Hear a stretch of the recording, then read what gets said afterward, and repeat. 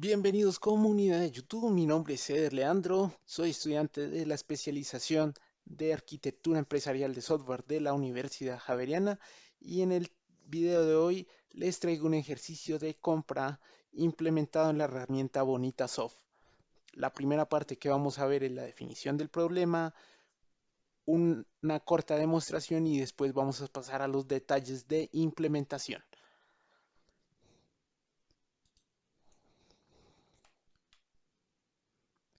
Bien, como primera parte, como habíamos comentado, la primera parte consiste en describir de qué se trata el problema. El problema básicamente se compone de varios puntos, 7 en particular. Yo voy a darles un breve resumen. El proceso inicia por requerimientos que realizan las unidades solicitantes que se encuentran autorizadas. Las unidades se dirigen hacia a la subdirección de recursos físicos mediante memorando.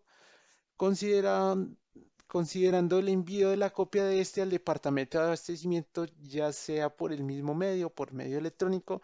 Acá en términos generales, lo que se está indicando es en cada uno de los puntos qué pasos deben ir, cómo deben ejecutarse y básicamente todo inicia por una unidad solicitante, después va una unidad de abastecimiento y de recursos.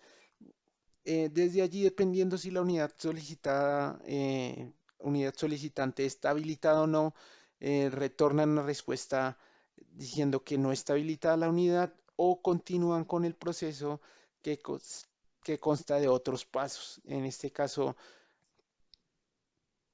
por ejemplo, validar la solicitud, generar la orden de compra, toda la gestión por parte del proveedor. Para este ejercicio solo hemos hecho una parte. Ya tengo por acá mi diagrama que básicamente se compone de los siguientes. Tenemos dos pools, uno de la unidad solicitante y una de la subdirección de recursos físicos y el proceso, como les comentaba, crea la solicitud, enviar memorando por mensaje al otro pool. De acá se hace una validación del solicitante. En caso negativo, se prepara una respuesta y se envía hacia nuevamente el solicitante. El solicitante ya podrá ver la respuesta y en caso positivo con respecto a la validación de la unidad solicitante, ya continúa el flujo.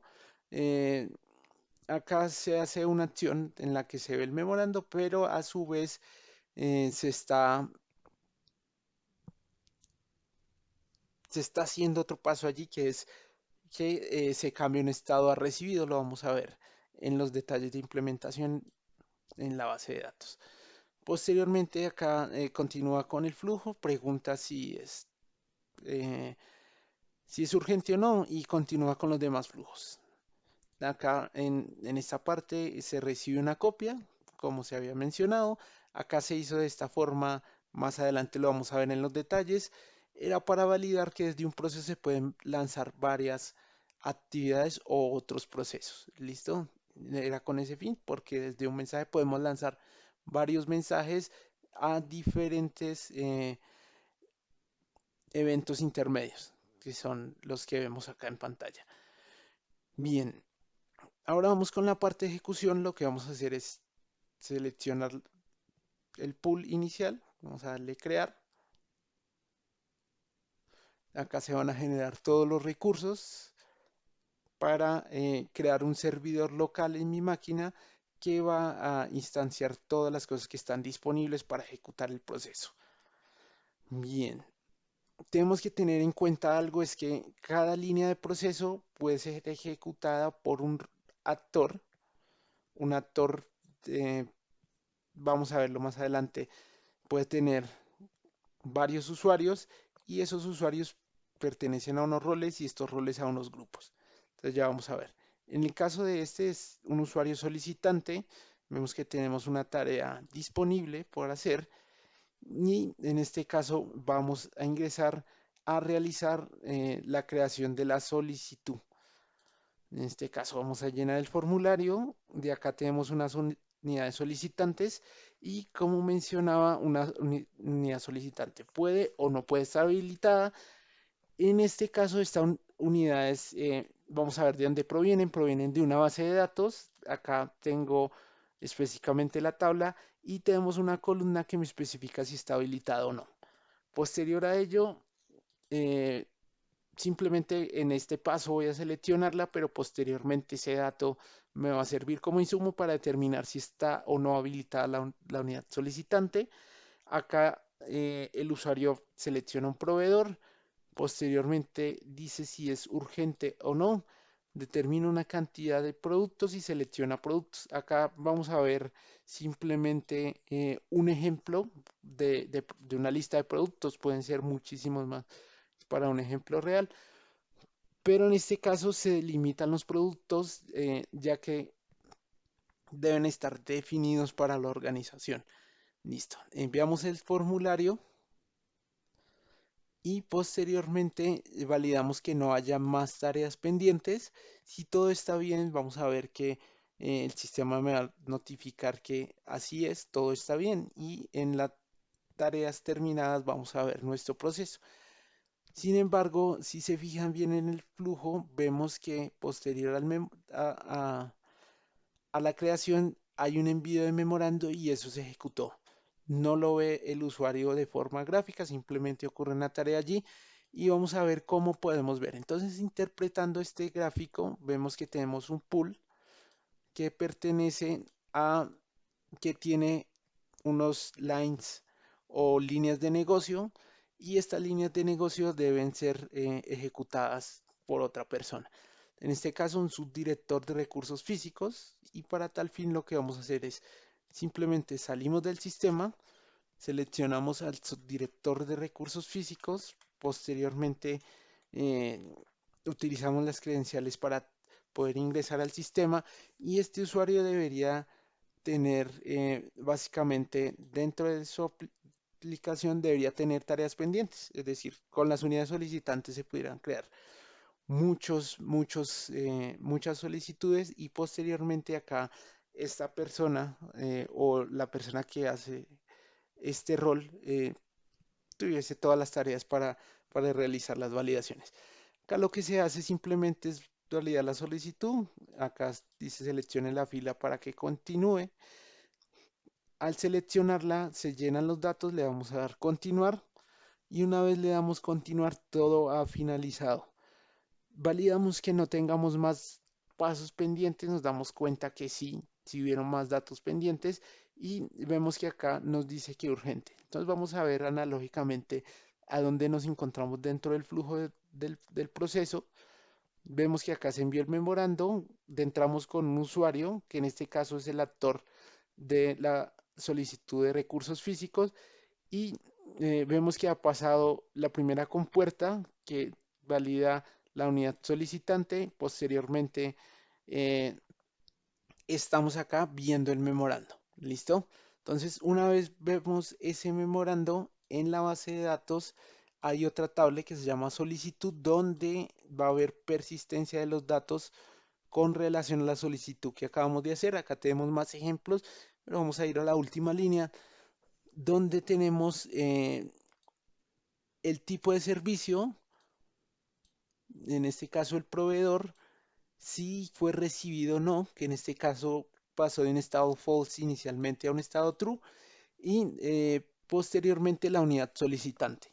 Bien, acá era si era urgente o no, y es lo que estamos viendo que se está viendo por la línea número 2 hacia esta vista que nos notifica que está urgente. Bien. Una vez validado todas estas cosas que acabo de comentar, podemos darle Submit y vemos que el siguiente paso va a concluir dentro del proceso con eh, la finalización con estas compuertas de cierre. Bien, ese es el primer ejemplo. El segundo ejemplo vamos a realizarlo con una unidad solicitante que no cuente o que no esté habilitada para operar. Entonces vamos a darle play nuevamente a la ejecución.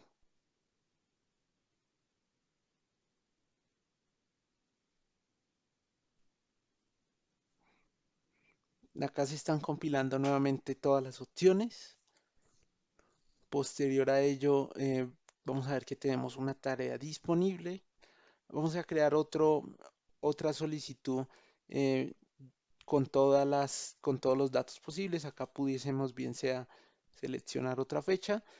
Seleccionamos una de las unidades de abajo, por ejemplo, la de comunicaciones está inhabilitada. Acá lo podemos validar en nuestra base de datos. La unidad de comunicaciones está inhabilitada y posteriormente y continuando con el flujo, eh, vamos a ir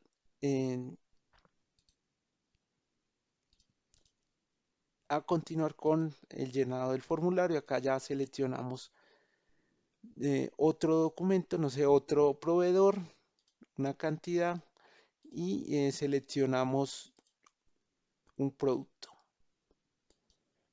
Entonces, por ejemplo, puede ser cualquiera de los que está ahí. Vamos a darle enviar, nos dice que todo fue enviado. Vamos a darle refrescar acá al proceso y nos está diciendo que your personal task list is empty, o sea, tu lista personal de tareas está vacía, pero tú tienes que tomar una lista, tienes que tomar una tarea de la lista de to do, o sea, esta tarea está allí pendiente. En ocasiones este sistema no es muy efectivo, hay que darle refrescar nuevamente. Vamos a ver acá en task. Y tenemos para esto. Ya nos cargó la solicitud y vamos a ver qué nos está diciendo acá. Ah, nos dice simplemente que la unidad no es válida. ¿Listo? Entonces, en base a ello ya simplemente continuamos y finalizaría la tarea en este punto de acá. Bien, yéndonos a los detalles de implementación, que ya es la segunda parte, vamos a fijarnos en lo siguiente. Tenemos por definición que identificar los grupos, roles y usuarios que participan de nuestro sistema. Una vez identificados, vamos a ir a la parte de usuarios e identificar a estos usuarios a qué grupos y roles pertenece. Se hace simplemente la definición y esto será habilitante para que dentro del sistema puedan operar con los diferentes procesos. Una vez hecho esto, vamos a ir a la parte de persistencia de datos, en este caso el Business Data Model, y acá lo que se hace es la definición a través de un concepto llamado POJO o pollos, popularmente conocido de Java, donde la caracterización se basa en la definición de objetos a través de sus componentes. Entonces, por ejemplo, el objeto de solicitud tiene todos estos componentes que vemos acá, que los vimos en el formulario.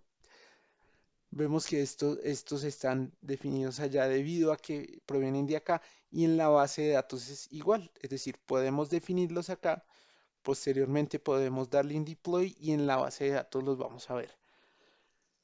Acá podemos ver algunas otras cosas, podemos ver, por ejemplo, restricciones, podemos ver toda la parte de persistencia de datos, funciones y demás. Ya tenemos unas por defecto que nos provee el sistema y otras customizadas que pudiésemos usar dentro del proceso. Posterior a esto, ya nos vamos directamente al modelo. Dentro del modelo tenemos que cada tarea de estas puede ser, es de diferentes tipos.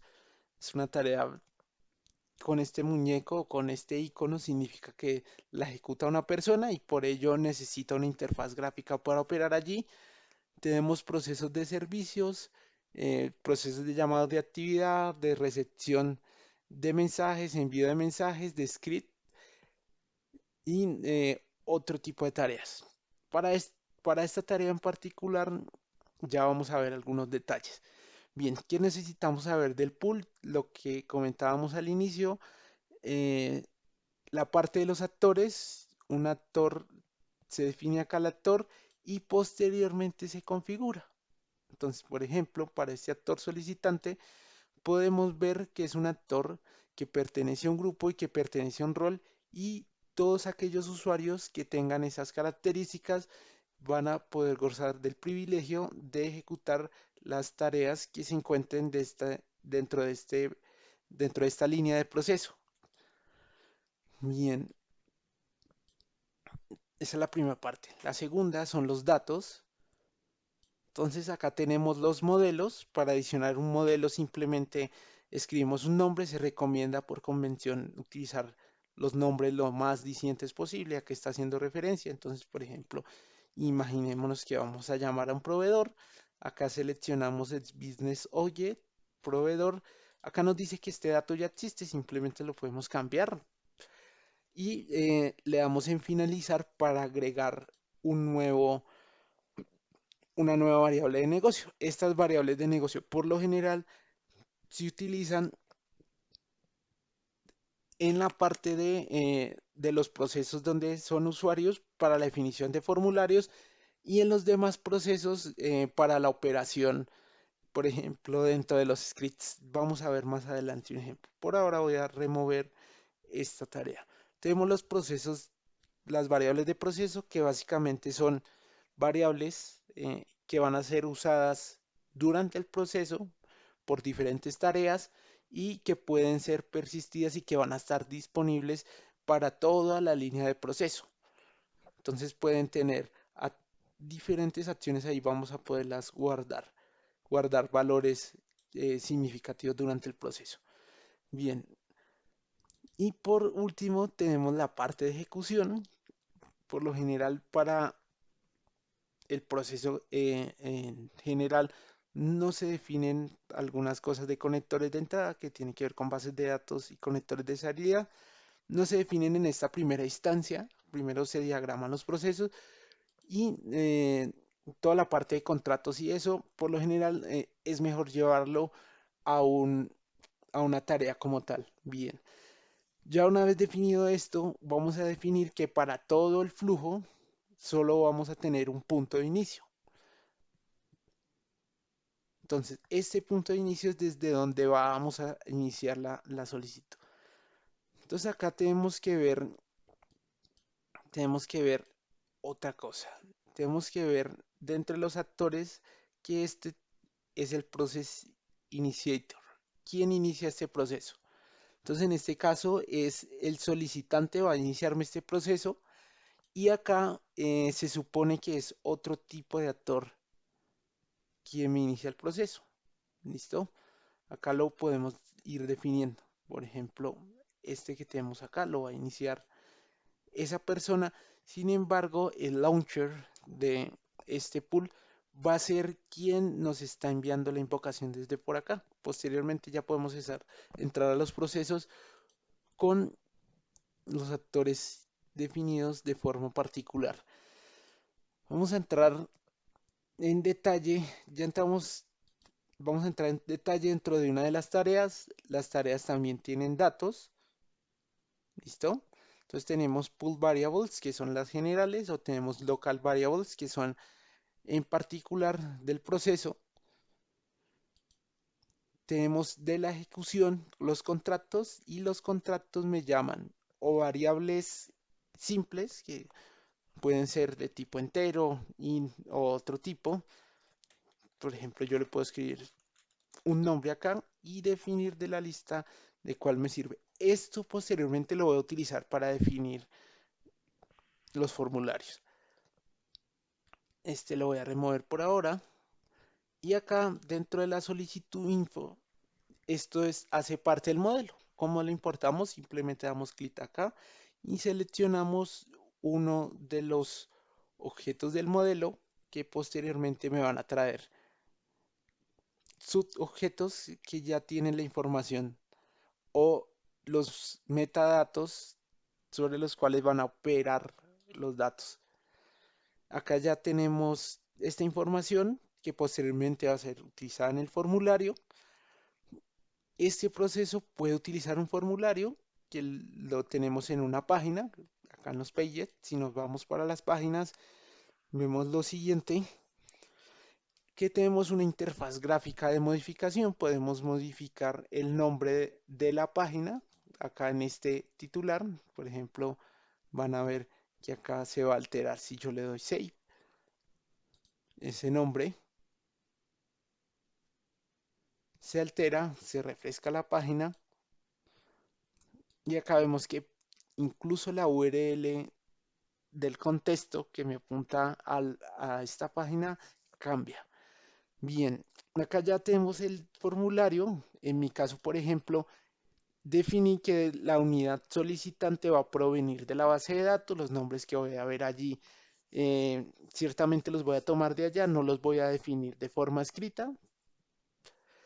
Y esto para evitar errores en el momento del proceso. El proveedor, por ejemplo, también pasa la misma historia. Tenemos el producto donde seleccionamos ciertas cosas también de los productos disponibles y el elemento de envío.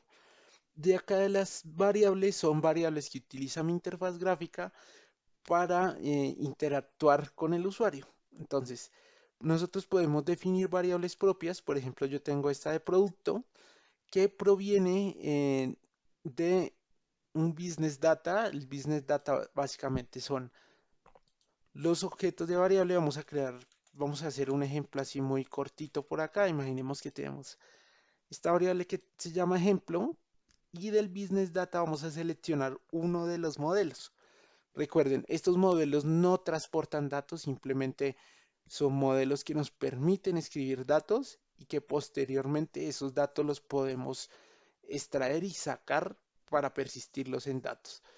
Acá simplemente seleccionamos uno de los modelos y ya tenemos todas las funciones que veíamos en los queries personalizados y en los queries genéricos para consultar datos. Ya vamos a ver la parte de persistencia. Entonces podemos buscar este file, me trae todo el global de datos que esté en la base de datos, valga la redundancia, y estos me definen objetos, filtros, que yo pudiera decirle, por ejemplo, acá persistent ID, si conozco el ID de persistencia, que me traiga una persistencia particular. Yo con eso le podemos dar salvar y quedaría muy similar a lo que estamos viendo acá, que es un ejemplo ya implementado. Este for output por lo general hace referencia ya al modelo de datos en un JSON y este modelo se llena con los datos que reclute la pantalla. Entonces, por ejemplo, acá posteriormente esto se va a ir en una variable que se llama solicitud input y de acá vamos a ver que ya tengo ciertas reglas definidas. Por ejemplo, hay una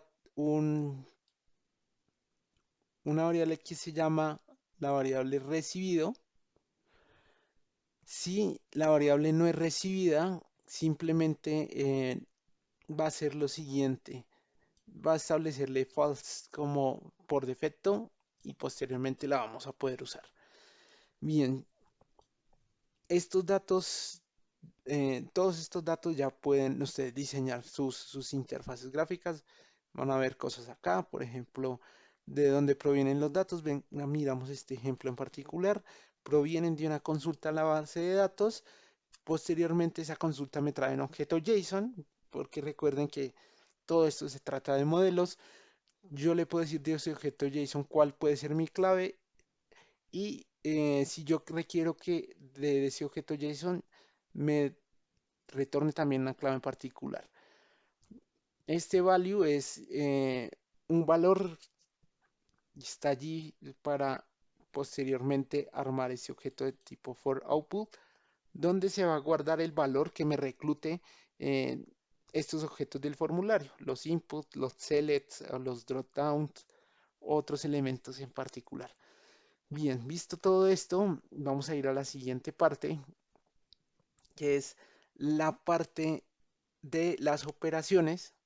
Y las operaciones son un conjunto de acciones que se van a ejecutar posterior al proceso que acabo de ejecutar. En el ejemplo que estábamos viendo, simplemente es lo que pasa justo después de que llenamos el formulario y le dimos en el submit, allí pasan estas acciones. Entonces acá estamos viendo cómo es que el formulario está enviando los datos a través de una API y acá los estamos persistiendo a través de tomarlos con estas acciones. Entonces acá tomamos, por ejemplo, este dato de la solicitud del input, tomamos la fecha de la solicitud y posteriormente se guarda en la base de datos. Acá tengo una acción adicional que estoy utilizando una variable de proceso para guardar un persistence ID que posteriormente voy a utilizar en otros lugares. Listo. Esto con respecto a este tipo de información. Con respecto a los datos de envío, bien, estos datos de envío tenemos estos objetos que se llaman eventos intermedios, y un evento intermedio simplemente es una acción que me va a permitir eh, bien sea conectar procesos como tarea o conectar pools como procesos separados. También tienen otras funcionalidades, van a ver que hay algunos de conteo, otros de lanzamiento, otros de notificación. En este caso particular tenemos este de mensaje, y en este de mensaje básicamente lo que hacemos es enviar un memorando. Acá podemos tener toda la lista de mensajes que queremos enviar. En este caso particular pudiésemos tener los dos mensajes en un solo evento intermedio de salida, de escritura de mensaje. Sin embargo, lo he puesto de esta forma para ver que desde un proceso podemos lanzar varias actividades eh, sin que esto implique una restricción. Posteriormente vamos a ver acá la parte del mensaje, cómo se arma. Tenemos un nombre, tenemos un target pool, que por lo general es un pool externo al pool sobre el que estamos operando. Tenemos un target element, que en este caso sería otro evento intermedio que me va a recibir esa información, y con esto ya podemos enviar los datos. Vamos a ver el evento de recepción cómo opera. Entonces en este evento básicamente tomamos el mensaje, y muy similar a lo que veíamos en las operaciones de la tarea de los formularios, acá podemos tomar los valores. Estos valores de dónde provienen. Miremos una vez más acá cómo es que me está enviando el mensaje. Me está enviando ítems de contenido. Y estos ítems de contenido bien sea pueden tener objetos o valores que yo deseo utilizar. Miremos este mensaje de acá, que es un poco más personalizado. Como tal, este mensaje, esto me está armando el mensaje en un objeto que posteriormente va a ser recibido por el departamento de abastecimiento. Bien, entonces ya vimos los pools, ya vimos los line, que simplemente son líneas de proceso que pertenecen a un pool. Y dentro de los pools tenemos todos estos objetos de inicio, tareas. Ya vimos los eventos intermedios. Ahora nos vamos a ir con otro tipo de tarea, que en este caso son las tareas de tipo script o automáticas. Vamos a ver qué eh, aserciones o qué diferencias tiene. Entonces acá simplemente vamos a tener operaciones. Yo en esta operación valido la unidad solicitante. Lo que estoy haciendo es enviar un valor a una variable de proceso, simplemente con el false true, para que en, en la siguiente compuerta este valor me pueda ser de ayuda. Lo que está haciendo acá es que en base al ID de solicitud con el que se viene manejando el proceso, el sistema lo que va a hacer es buscarme si está o no habilitada la unidad solicitante. Va y me busca las unidades solicitantes. Posteriormente a ello me busca una en particular que me la va a buscar por el nombre, y de este me va a tomar si la unidad está habilitada o no. Entonces ahí vemos como una forma de hacer script. Tenemos que tener en cuenta algo, voy a volver a abrir esto acá rápido, es qué tipo de objeto me está retornando este proceso, este script. Entonces es muy importante que definan los retornos. Entonces, porque esto es lo que me va a definir qué es lo que voy a guardar acá. Bien, entonces ya vimos la tercera parte. ¿Qué tenemos en las compuertas? En las compuertas, por lo general, tenemos simplemente el nombre de la compuerta. Tenemos unas unidades de transición, un orden en la transición. Y esto es, por ejemplo, cuando son compuertas no excluyentes, donde todos los procesos se van a lanzar al tiempo, pero acá me determina un orden de evaluación. Entonces, en este caso, se va a ir primero por la izquierda y luego por la derecha. Bien, se va a ir. Vamos a ver esta línea, la importancia que tiene, porque acá es donde se escribe la regla, si debe irse por acá o no. Entonces, si esta regla se cumple, vamos a entrar a este proceso. Si no, se va a ir por este. Entonces, esta línea indica que yo tengo un default flow. Cuando eso está determinado de esa forma, significa que yo no tengo que escribir una condicional acá. Para términos de prueba yo lo estaba haciendo, no es necesario. Si lo definimos como default flow, no tenemos que poner una unidad de confirmación acá porque acá se va a ir por el evento contrario.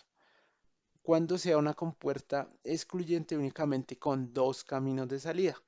Cuando sea más, hay que definir todos todas las variables que sean necesarias para poder definir por cuál camino se debe ir y todas las validaciones.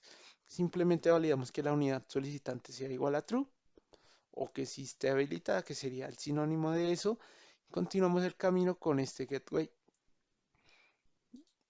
Bien, y en términos generales, eso resume la implementación que actualmente se tiene en relación al flujo de compra y cómo se opera con la herramienta BonitaShop para llegar a ese objetivo.